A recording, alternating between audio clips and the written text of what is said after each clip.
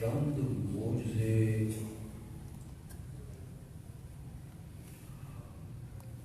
بہت عظیم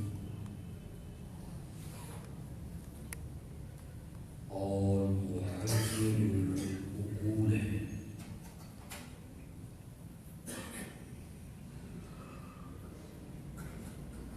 جنہیں دیکھ کے انسانی عقل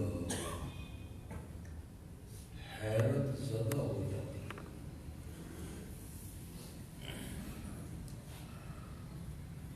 ویسے تو معجزے کا معنی ہی یہ ہے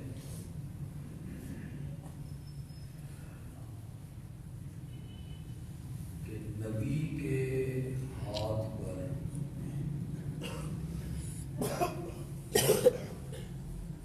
ایسا کام صادر ہو جائے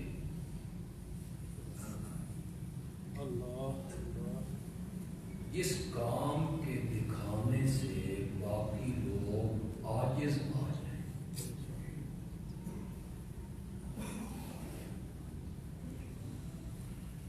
انہونی ہونی ہو جائے، ناممکن ممکن بن جائے،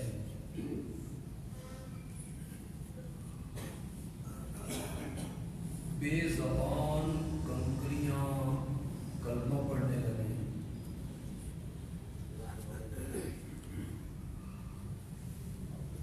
6-7 آدمیوں کا کھانا سینکڑوں آدمی کھا کے چلے جائیں،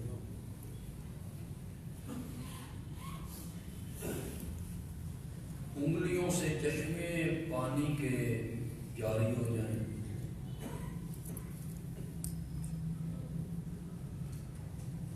ہر معجزہ انسانی عقل کو حیرت میں ڈال دے۔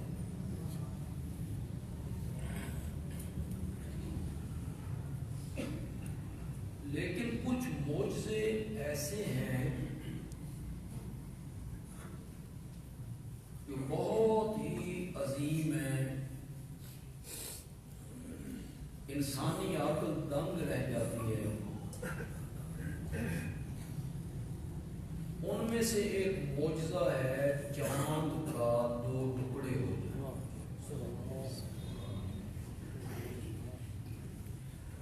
یہ بڑا عظیم معجزہ ہے، چاند 2 ٹکڑے ہو جانا۔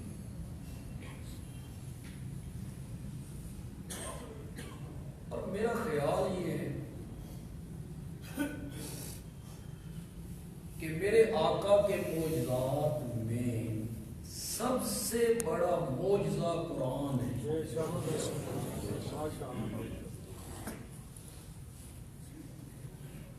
انسانی عقل دنگ رہ جاتی ہے کہ ایک امی جس طرح ماں کے پیٹ سے بچہ باہر نکلتا ہے، کچھ نہیں جانتا، ایک امی جو کسی مکتب میں نہیں گیا، مدرسے میں نہیں گیا، سکول میں نہیں گیا، وہ پڑھنا لکھنا نہیں جانتا، حتیٰ کہ اپنا نام تک لکھنا نہیں جانتا، کہ اچانک 40 سال کے بعد اس کی زبان مقدس سے ایسا کلام نکلنے لگا جس نے عرب کے متکلمین کو، خطباء کو، شاعروں کو چیلنج کر دیا، فَأْتُوا بِسُورَةٍ مِّن مِّثْلِهِ۔ اگر تمہاری یہ بات صحیح ہے کہ قرآن محمد خود بناتا ہے صلی اللہ علیہ وسلم، یہ کھڑی ہوئی باتیں ہیں، یہ اللہ کا کلام نہیں ہے، اگر تم اپنے اس دعوے میں سچے ہو تو اس قرآن جیسی ایک سورت پیش کرو، فَأْتُوا بِسُورَةٍ مِّن مِّثْلِهِ۔ یہ چیلنج صرف فساد میں نہیں کہ جتنی فساد اس میں ہے تمہاری عربی میں بھی اتنی فساد ہونی چاہیے، صرف فساد بلاغت میں نہیں، ماضی کے واقعات کو یہ جس طرح بیان کرتا ہے، آنے والی باتوں کی جس طرح یہ قرآن خبریں دیتا ہے، اپنے مدعا پر اور اپنے دعوے پر جتنی خوبصورت دلیلیں دیتا ہے۔ ہم جب سورۃ یوسف پڑھتے ہیں ایسے محسوس ہوتا ہے کہ سارا واقعہ ہمارے سامنے ہو۔ ہم سورۃ کہف پڑھتے ہیں، اصحاب کہف کا واقعہ یوں لگتا ہے کہ ہمارے سامنے ہو رہا ہے۔ اس جیسی ایک سورت بنا کے ان کنتم صادقین، آگے حد کر دی اللہ نے۔ یہ ہے نا تحدی اور یہ ہے چیلنج، فَإِن لَمْ تَفْعَلُوا، پھر اگر تم ایسا نہ کر سکو،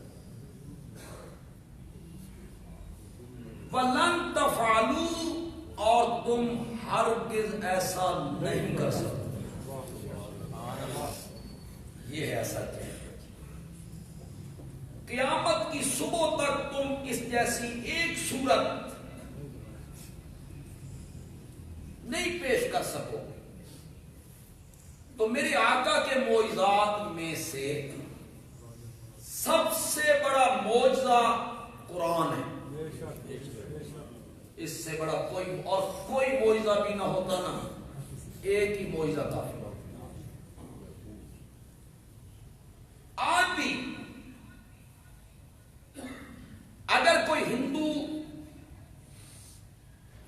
عیسائی ہونا چاہے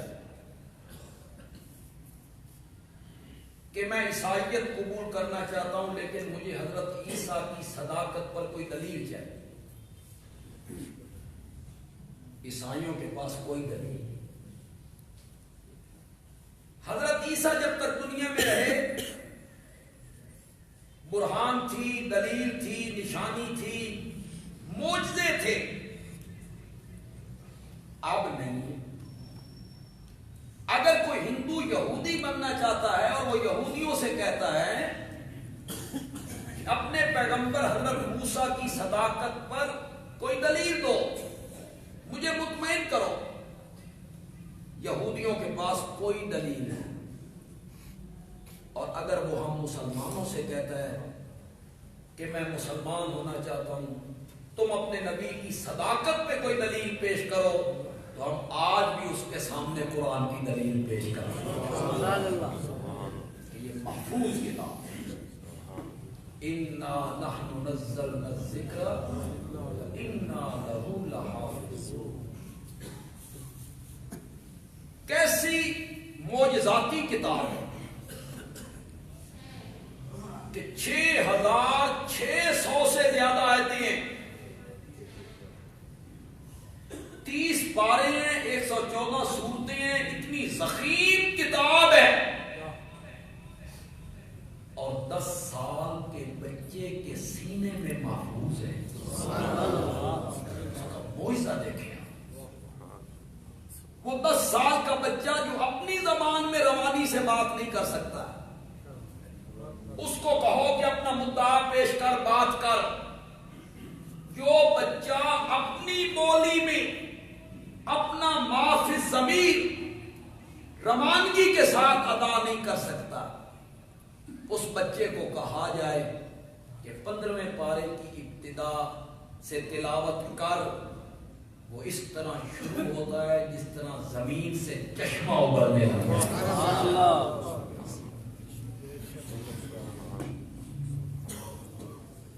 معجزاتی کتاب،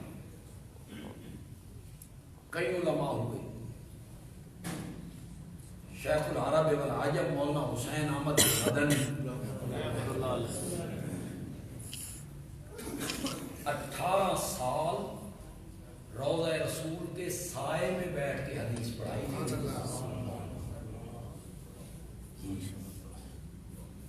اور یہ جو لوگ کہتے ہیں قال النبی صلی اللہ علیہ وسلم، تو وہ کہا کرتے تھے اس روضے والے نے کہا ہے۔ 18 سال لوگ تو انہیں صرف ایک بات پہ گالیاں نکالتے تھے کہ وہ کانگریس میں تھے اور انہوں نے پاکستان کے بننے کی مخالفت۔ ایک بات پہ لوگ انہیں تانے مارتے ہیں، گالیاں نکالتے ہیں۔ علامہ اقبال کا ایک شعر بھی پیش کرتے ہیں جس سے علامہ اقبال رجوع کر چکے، صرف ایک بات پہ کہنا ان کا بھی یہی تھا کہ جن مسلمانوں کو چھوڑ کے جا رہے ہو یہ ظلم کی چکی میں پستے رہیں گے، اور جو باغ تمہیں دکھائے جا رہے ہیں الگ ملک بنا کے تم ان باغوں کی بہاروں میں رہ نہیں سکتے۔ یہ ایک الگ موضوع ہے۔ علماء دیوبند ہی میں سے ایک طبقے نے قائد اعظم کا ساتھ دیا، مسلم لیگ کا ساتھ دیا، جن میں بڑا نام ہے مولانا اشرف علی، لیکن لوگ اسے نہیں بیان کرتے۔ قائد اعظم سے کسی نے پوچھا کہ علماء تو آپ کی مخالفت کر رہے ہیں، تو انہوں نے کہا ہندوستان کا ایک عالم، ایسا عالم میرے ساتھ ہے کہ اگر پورے ہندوستان کے علماء کا علم ترازو کے ایک پلڑے میں رکھا جائے اور اس عالم کا علم ترازو کے دوسرے پلڑے میں رکھا جائے تو اس کا علم وزنی ہو، اور وہ مولانا اشرف علی تھانوی رحمت اللہ، مولانا علامہ شبیر احمد عثمانی رحمت اللہ، کیا تاریخ کے اوراق سے اس حقیقت کو کوئی مٹا سکتا ہے کہ پاکستان کے دو حصے، مغربی پاکستان اور مشرقی پاکستان، مغربی پاکستان میں پاکستان کا جھنڈا سب سے پہلے لہرانے والا کون ہے؟ قائد اعظم نے کس کے ہاتھ سے یہ جھنڈا کہا کہ آپ لہرائیں اس جھنڈے کو؟ اور مشرقی پاکستان میں انہی کے رشتے میں بھانجے لگتے تھے مولانا ظفر احمد عثمانی، انہوں نے جھنڈا لہرایا، لیکن ان کی خدمات کو کوئی بندہ سامنے نہیں رکھے۔ یہ جو مولانا تقی عثمانی ہیں، ان کے جو والد تھے مفتی اعظم پاکستان مولانا مفتی محمد شفیع رحمت اللہ، یہ حضرت تھانوی کے ساتھ پاکستان کے حق میں انہوں نے جد و جہد کی، یہ ایک الگ مسئلہ ہے۔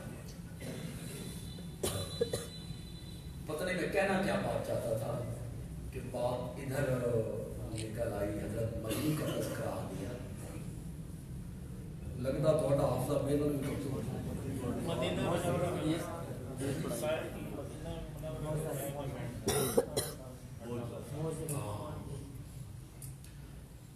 چلو چھوڑیں، شروع کر لیتے ہیں کہیں سے۔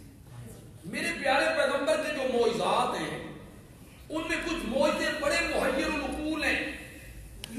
ان میں ایک معجزہ یہ ہے کہ چاند دو ٹکڑے ہو گئے، اور سب سے بڑا معجزہ قرآن ہے۔ آگے ذہن میں بات، انگریز کے خلاف جب انہوں نے جد و جہد کی تو ان کے استاد شیخ الہند مولانا محمود حسن دیوبندی رحمت اللہ علیہ کو گرفتار کیا گیا اور انہیں مالٹا کی جیل میں ڈالا گیا۔ یہ شاگرد ساتھ ہے مولانا حسین احمد مدنی رحمت۔ حضرت شیخ الہند نے کہا کہ رمضان المبارک آ گیا ہے، تراویح بھی پڑھنی ہے، حافظ بھی یہاں کوئی نہیں، تو کیا کریں گے؟ حضرت مدنی نے کہا میں سناؤں، آپ تو حافظ نہیں ہیں، فرمایا آپ اس کی فکر نہ کریں۔ حضرت مدنی ہر روز ایک سپارہ حفظ کرتے، رات تراویح میں سنا دیا۔ معجزہ ہے قرآن کا۔ یہ ابھی ماضی قریب میں وفاق المدارس کے جو صدر تھے مولانا سلیم اللہ خان صاحب، انہوں نے اپنی آپ بیتی میں خود لکھا ہے کہ میں نے صرف 27 دنوں میں قرآن حفظ کیا، صرف 27 دن۔ اتنی عظیم کتاب کو 27 دنوں میں حفظ کر لینا معجزہ نہیں تو کیا ہے؟ یہ تو میں نے آپ کو سنایا کہ پچھلے دنوں میں پنجپیر گیا، وہاں تقریب تھی حفظ قرآن کی، کچھ بچوں نے قرآن پاک حفظ کیا تھا۔ ان میں ایک نوجوان تھا جس نے ایف اے کرنے کے بعد قرآن پاک حفظ کیا صرف 2 مہینوں میں۔ اس کی تو دستار بندی میں نے کی، صرف 2 مہینوں میں پورے قرآن کو حفظ کر۔ میں حیران ہو گیا یہ سن۔ تو یہ معجزاتی کتاب سینوں میں اللہ نے محفوظ کر، حفاظت کی اللہ نے ذمہ داری اٹھائی۔ ان معجزات میں میرے آقا کا ایک معجزہ ہے جس نے انسانی عقل کو حیرت زدہ کر دیا ہے، وہ ہے معراج کا سفر۔ یہ میرے نبی کا کیا ہے؟ اپنی مرضی سے نہیں گئے، اپنی طاقت سے نہیں گئے، اپنی قوت سے نہیں گئے، بلکہ میرے نبی کو یہ ساری سیر کروائی لے جانے والا کون تھا؟ اللہ۔ معجزہ ہے سب سے بڑا، عظیم معجزہ ہے۔ انسانی عقل حیرت زدہ ہو گئی۔ ایک انسان جسد معروف عالم بیداری میں زمین کی بستیوں سے اٹھایا گیا اور بلندی کے اس مقام پہ پہنچایا گیا جہاں ایک جگہ پہ جا کے جبریل کے بھی پر جلنے لگ گئے. اگر یک سرے ہوئے برتر پرم فروغ تجلا بسوزت پرم، ایک بال برابر اوپر اڑونا تو رب کی تجلیاں میرے پر جلا دے گی. سدرۃ المنتہا پہ جا کے جبریل رک گیا اور اوپر سے آواز آئی آ جاؤ میرا سونا پیغمبر. یہاں نوریوں کے سردار کی منزل ختم ہو گئی ہے، وہاں محمد بشر کی منزل شروع ہو گئی. تیری تو منزل کی ابتدا ہو. میرا نبی اور آگے چلا گیا، میرا نبی اور آگے چلا گیا اور میرا نبی پھر وہاں تک پہنچا جس کے آگے بلندی کے مقام ختم ہو گئے. شیخ سعدی نے کہا تھا بلغ العلا بکمالہ کشفت دجا بجمالہ حسنت جبیو خصال حسنت جب. کیا بات ہے شیخ سعدی کی. شیخ سعدی ایرانی ہے، ایران کا رہی. شیخ سعدی کی کتابیں میں نے سب کن پڑھی. کریمہ اس کی ایک کتاب ہے، کریمہ چھوٹی سی کتاب ہے، بڑی خوبصورت کتاب ہے. بچوں کے لیے اس میں بڑی نصیحتیں ہیں، بڑی نصیحت. ایک اس کا باب ہے تکبر، یعنی تکبر نہیں کرنا. ایک باب ہے تواضع اختیار کرنا. ایک باب ہے بخل نہ اختیار کرنا. ایک اس کا باب ہے سخاوت پیشہ بنا. بڑی عجیب باتیں کرتا ہے. جب وہ تواضع کی بات کرتا ہے نا، بڑی مدت ہوئی ہمیں تو پڑے ہوئے، ابھی بچپنا تھا اور بچپنے کی بھی ابتدا تھی. اس زمانے میں یہ پڑھی، پھر پڑھائی بھی، لیکن بڑی مدت ہو گئی پڑھاتے ہوئے بھی، چھوڑے ہوئے بھی.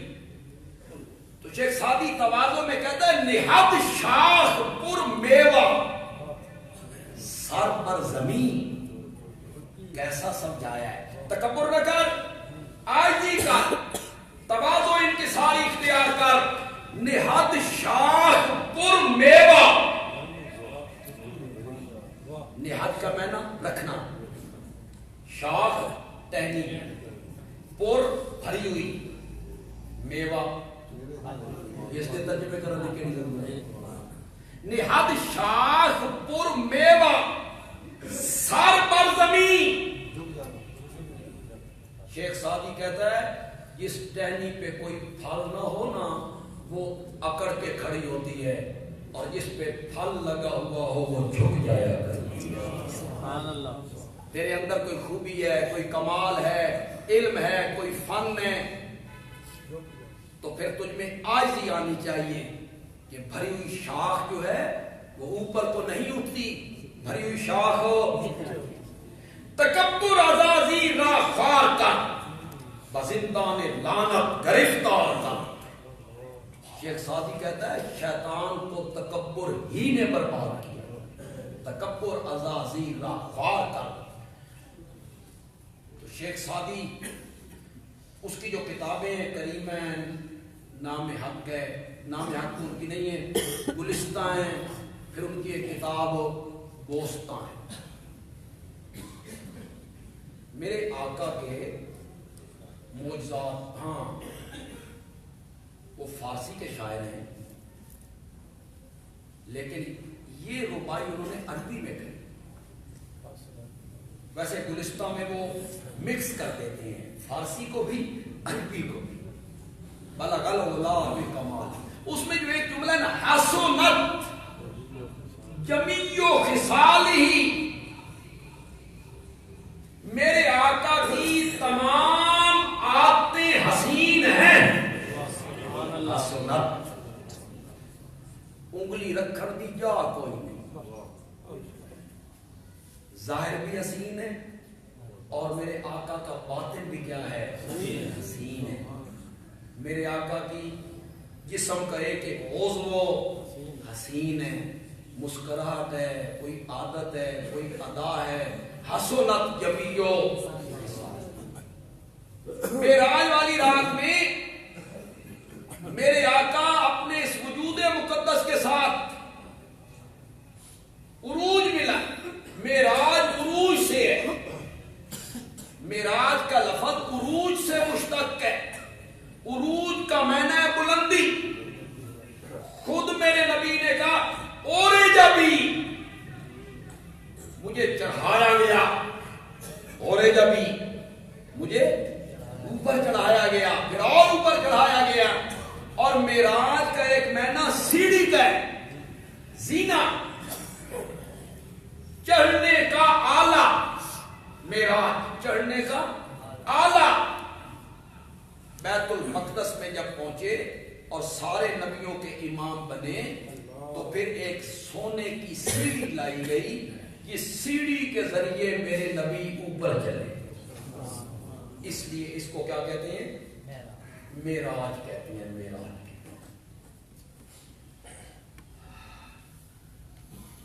فلسفیوں نے کہا معراج کا انکار کیا. اب بھی کچھ لوگ انکار کرتے, کچھ ماضی قریب میں لوگ انکار کرنے والے ہیں. میں نام نہیں لیتا, ضرورت نہیں اس کی نام لینے کی.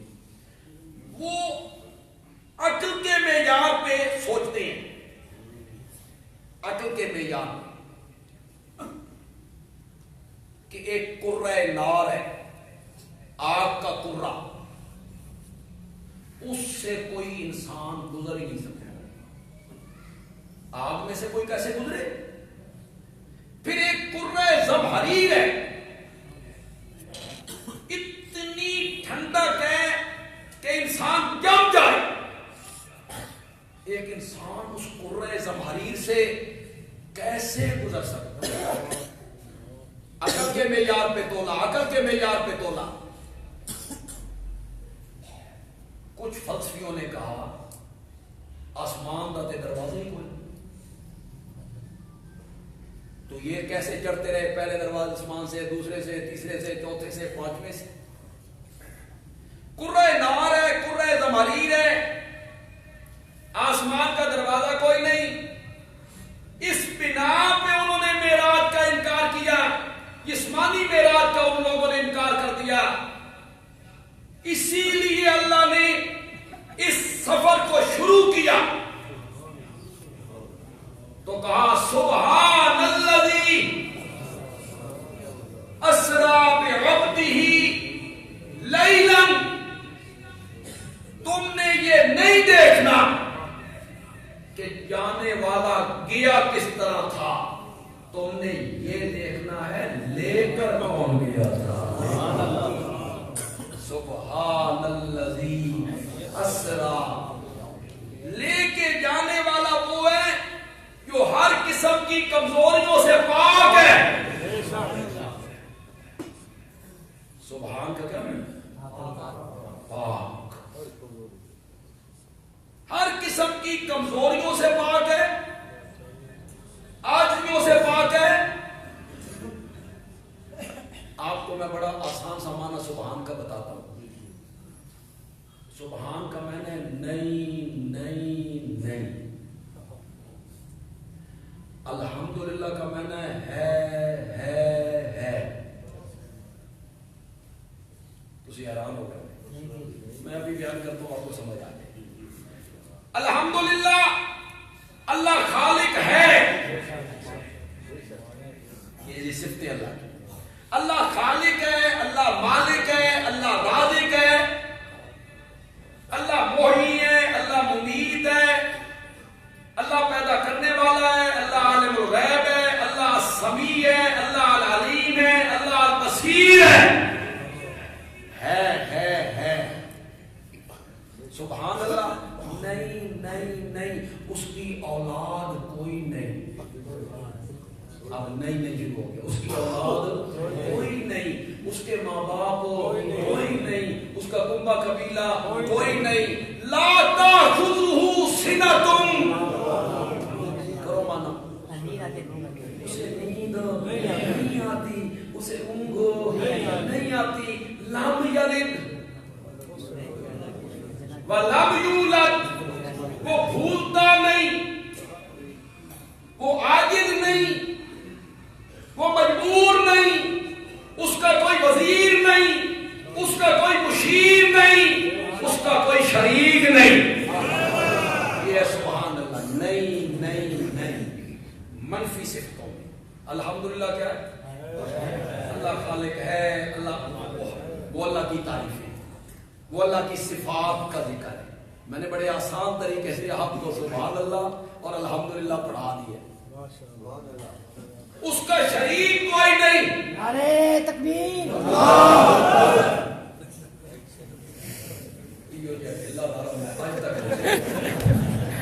بڑے بڑے جب سے صحیح جتنا دلہ لگا, لیکن اس کی جو ادا ہے وہ اٹھ کے آنا پھر مڑنا, اس سے صدقے جاتے ہیں ادا بہت خوشی بات.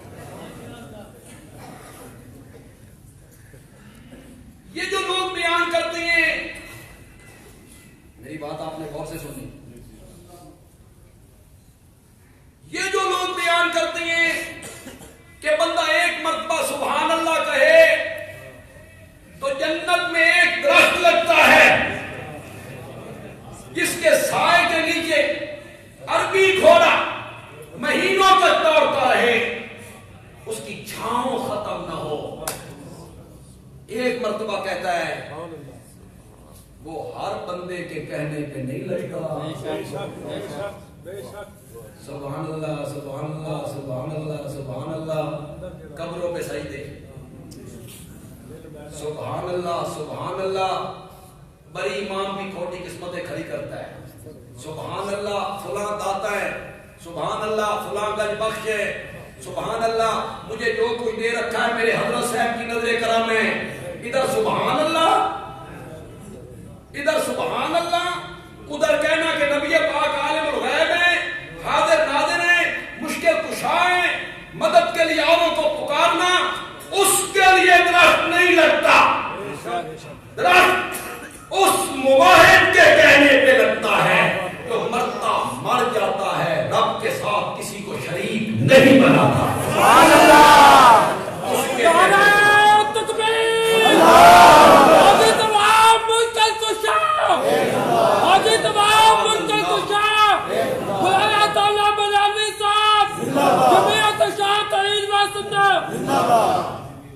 کوئی زندہ باد نہیں ہوتا, سب نے مر جانا ہے. اللہ کا دین زندہ باد, اللہ کی توحید زندہ باد. کس نے زندہ باد ہونا ہے؟ سب نے مر جانا ہے. زندہ اللہ کا دین زندہ رہنا چاہیے, قرآن زندہ رہنا چاہیے. یہ شخصیت پرستی کے ناسور گندے کیڑے ہمارے دماغوں سے نکل جانے چاہیے. سبحان کا معنی کیا ہے؟ کس سے؟ میرا یہ رومال پاک ہے, یہ قالین پاک ہے, اللہ پاک ہے. اکو مانو, جب بولیں گے میرا کپڑا پاک ہے تو مطلب ہوگا گندگی سے, نجاست سے, غلاظت سے, پلیدیوں سے. اور جب بولیں گے اللہ پاک ہے تو مطلب ہوگا اللہ شریکوں سے پاک ہے, کوئی شریک نہیں ہے. یسبح للہ ما فی السماوات وما فی الارض وَإِن مِّن شَيْءٍ, دنیا کی کوئی چیز نہیں ہے مگر وہ میری پاکی بولتی ہے. سبحان اللہ. اس میں کیا ہے؟ درخت کا پتا, اس میں کیا ہے؟ گندم کا ایک دانہ, اس میں کیا ہے؟ خشخاش کا ایک ذرہ, اس میں کیا ہے؟ پھول کی ایک پتی, اس میں سورج بھی, چاند بھی, ستارے بھی, پہاڑ بھی, کنکر بھی, ریت بھی, دریا بھی, پانی کے قطرے بھی.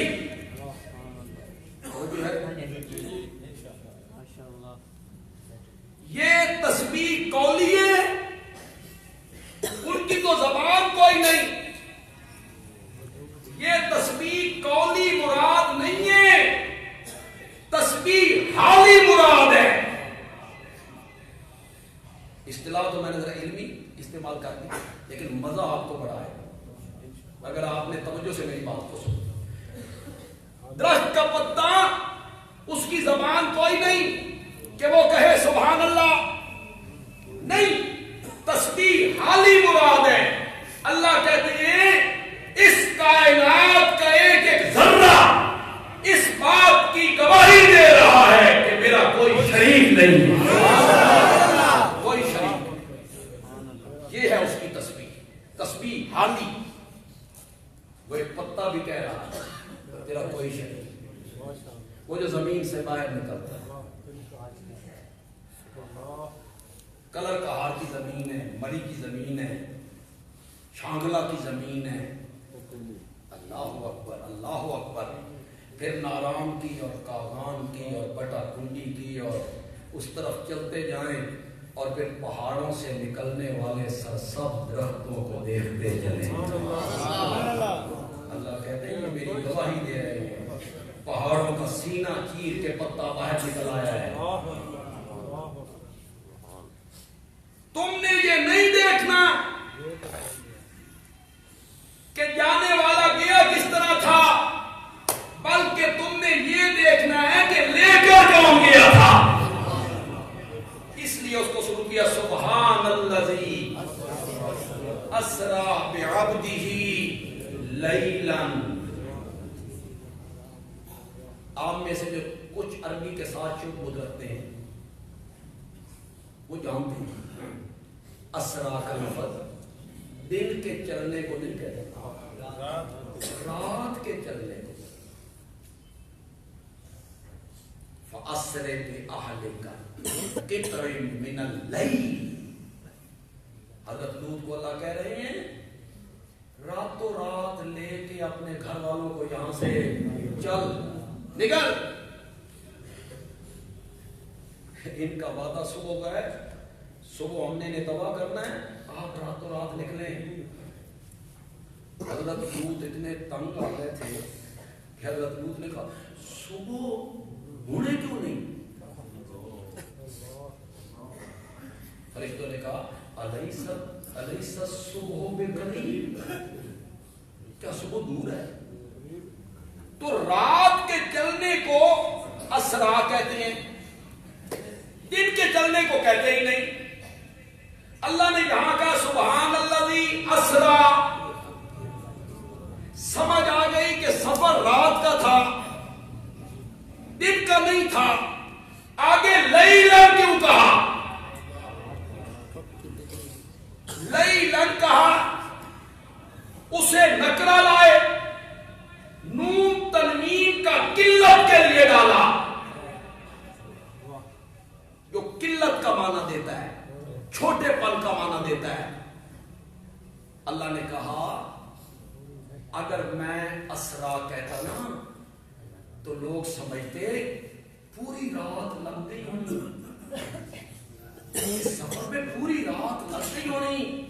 میں نے لیلن کہا, اس کو نکرہ لایا, نون تنوین کا قلت کے لیے ڈالا, یہ بتانے کے لیے پوری رات نہیں لیلن.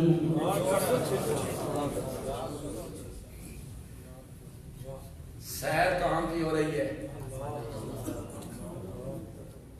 مکے سے اٹھایا, بیت اللہ سے, بیت اللہ سے یہاں.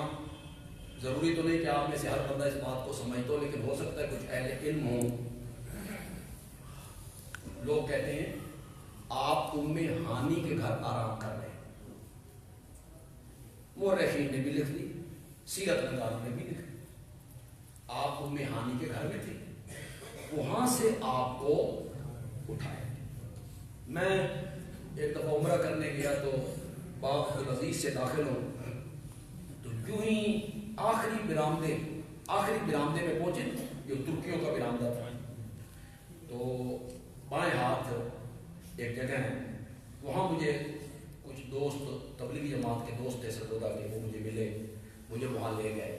تو کہنے لگے ہم یہاں بیٹھتے ہیں. میں نے کہا یہ جگہ آپ نے مخصوص کیوں کر رکھی. وہ کہنے لگے یہ ام ہانی کا گھر ہے، یہ گھر اس جگہ پہ ام ہانی کا گھر ہے۔ پہلے میں آپ کو بتاؤں ام ہانی کون؟ ام ہانی حضرت علی کی بہن ہے رضی اللہ تعالی عنہ، ابو طالب کی وہ بیٹی ہے ام ہانی۔ ان کا شوہر مشرک تھا اور نبی پاک کا بڑا سخت مخالف تھا کہ یہ ام ہانی کا گھر ہے اور آپ کو یہاں سے میرا حق ہے اس گھر سے۔ میں نے اس سے کہا تو قرآن نہیں پڑھے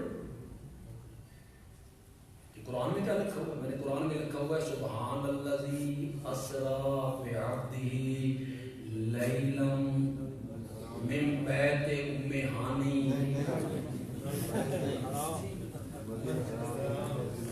قرآن کہتا ہے ہم نے بیت اللہ سے اٹھایا، آپ کہتے ہیں ام ہانی کے گھر سے۔ ام ہانی کا تو گھر الگ ہے۔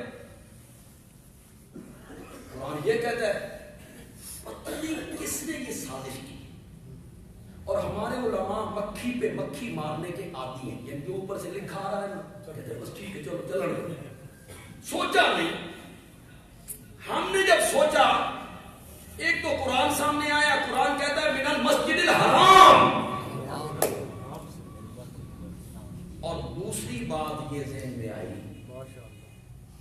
وہ بات تھوڑی سی نازک ہے۔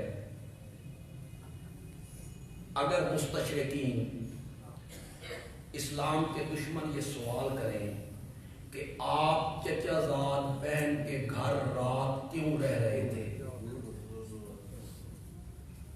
وہ محرم تھی آپ کی، مکے میں آپ کا گھر موجود ہے، اپنا گھر چھوڑ کے آپ چچا زاد بہن کے گھر میں رہ رہے ہیں، کس نے سازش کی اور ہماری تاریخ کا حصہ بنا دیا اس بات کو؟ ام ہانی کے گھر سے معراج نہیں ہوا، من المسجد الحرام، میرے نبی حتیم میں تھے، حتیم میں تھے، وہاں سے میرے نبی کو اٹھایا گیا اور براق کے ذریعے بیت المقدس پہنچایا۔ وہاں میرے نبی نے سارے نبیوں کی امامت کی، امام بنے سارے انبیاء کے، سارے انبیاء وہاں تھے۔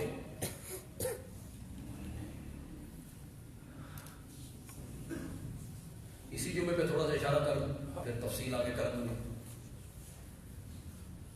لوگ کہتے ہیں حضرت موسیٰ کو قبر میں دیکھا کہ نماز، جب جا رہے تھے تو حضرت موسیٰ کو دیکھا کہ قبر میں نماز، تو لوگ کہتے ہیں نماز تو جسم پڑھتا، پھر روح جسم کے اندر تھی، اسی قبر میں تھے، اسی دنیا میں تھے، نماز پڑھ لے۔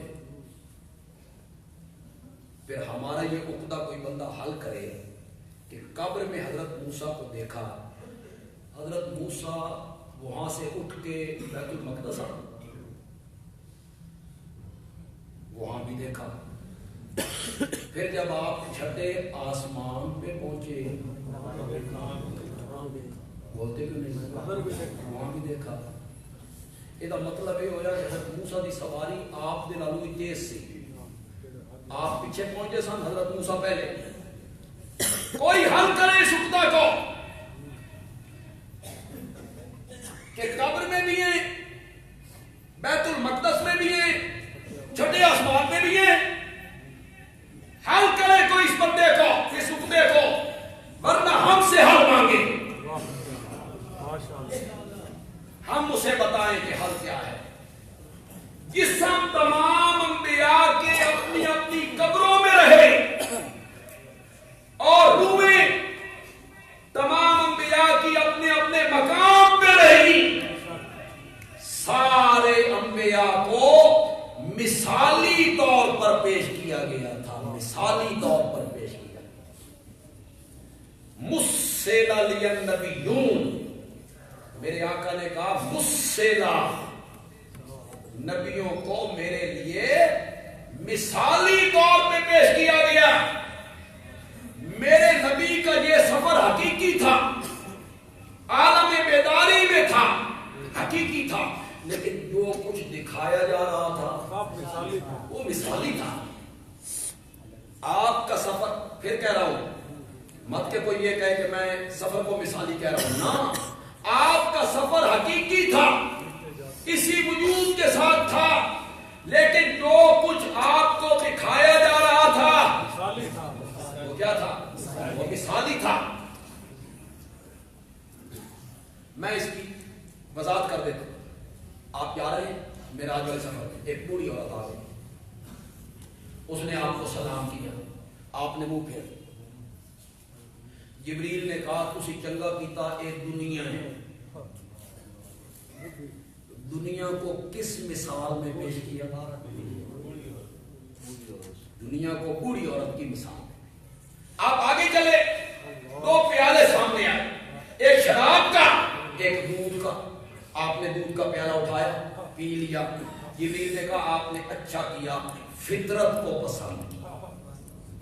دودھ کو کس شکل میں پیش کیا؟ فطرت کو کس شکل میں پیش کیا گیا؟ چلو ایک بڑی آسان سی دلیل.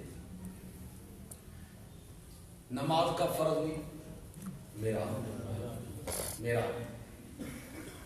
اور آپ کو جنت اور جہنم دکھائی گئی میرا.